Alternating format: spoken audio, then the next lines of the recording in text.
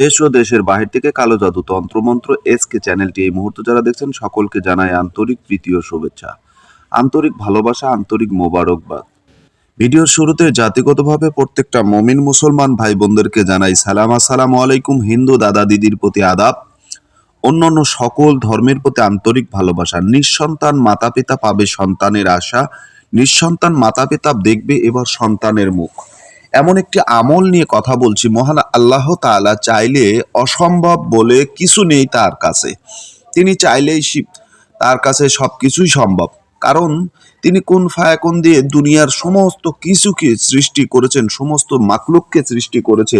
তো একজন নিঃসন্তান পিতামাতাকে সন্তান দেওয়া এমন কোনো বড় কিছু কাজ তার কাছে নেই, এমনটা বড় কিছু না, ঠিক আছে। কারণ তিনি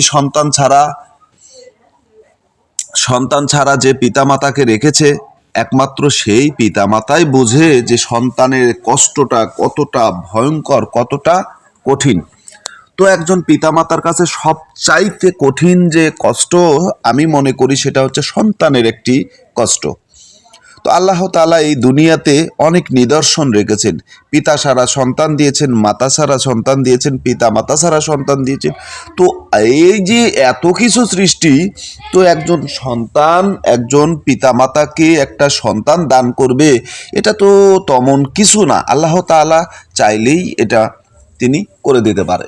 তো আল্লাহর কাছে চাইলে আল্লাহ তাআলা যদি দেন, তাহলে আল্লাহর কাছেই চাইতে হবে। আমরা কোনো মাজার, কোনো পীর, কোনো মুর্শিদ বা এই ধরনের কারো কাছে চাইবো না, শিরক কুফর করব না। চাইবো কার কাছে? যিনি দেওয়ার ক্ষমতা রাখেন, তিনি যে দিতে পারেন তার কাছে চাইবো। যিনি দিতে পারেন না তার কাছে চাওয়ার দরকার কি? তো আজকে আমি যে বিষয়টা নিয়ে কথা বলবো, আল্লাহ তাআলার পবিত্র একটি নাম, হে মহান সৃষ্টিকর্তা, নামের আমল, ঠিক আছে। মহান আল্লাহ তাআলার একটি মাত্র নাম গুণবাচক, ইয়া খালিক। ইয়া খালিক, এই পবিত্র নামটি আমরা আমলে নিব। কিভাবে আমল করব এই বিষয় নিয়ে কথা বলবো। মাত্র 100বার এই নামের আমল যদি আপনি করেন, এই গোপনী এই সিফাতি নাম, কোনো স্বামী স্ত্রী উভয় যদি 100বার এই আমলটা করেন, আল্লাহ তাআলা নিঃসন্তান মাকে সন্তান দান করবে, নিঃসন্তান পিতাকে সন্তানের বাবা বানাবে। এই আমলটা এতটাই পাওয়ারফুল এবং ফজিলতপূর্ণ। তো এই আমলটা কিভাবে করবেন?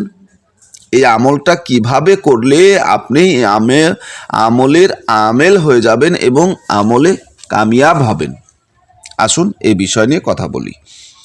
প্রথমে আপনাকে যেটা করতে হবে, এই আমলটা করতে হলে আপনাকে ফজর নামাজের পূর্বে, ঠিক আছে, ফজর নামাজের পূর্বে আপনাকে গোসল করে নিতে হবে।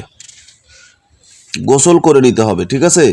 গোসল করে নেওয়ার পর স্বামী স্ত্রী উভয় গোসল করবেন এবং একত্রতা বসে 2 রাকাত করে নফল নামাজ পড়বেন। নামাজের পর দরুদে ইব্রাহিম পড়বেন। দরুদে ইব্রাহিম পড়বেন, যেটা আমরা নামাজের ভিতরে পড়ি, এই দরুদ পড়বেন। দরুদে ইব্রাহিম কতবার পড়বেন? 11 বার পড়বেন। 11 বার পাঠ করার পর আপনারা উভয় স্বামী স্ত্রী, এই যে এখন যে নকশাটা আমি দেখাবো, এই নকশাটা লিখে নেবেন। লেখার পরে এটা স্বামী স্ত্রী উভয় শরীরে ব্যবহার করবেন। এই নকশাটা আপনারা শরীরে ব্যবহার করবেন, ঠিক আছে। এই নকশাটা আপনারা শরীরে ব্যবহার করবেন। এরপর আপনারা ইয়া খালিক, ইয়া খালিক এই নামের ওজিফা করবেন 100 বার, ঠিক আছে। 100 বার করে এই নামের ওজিফা করবেন।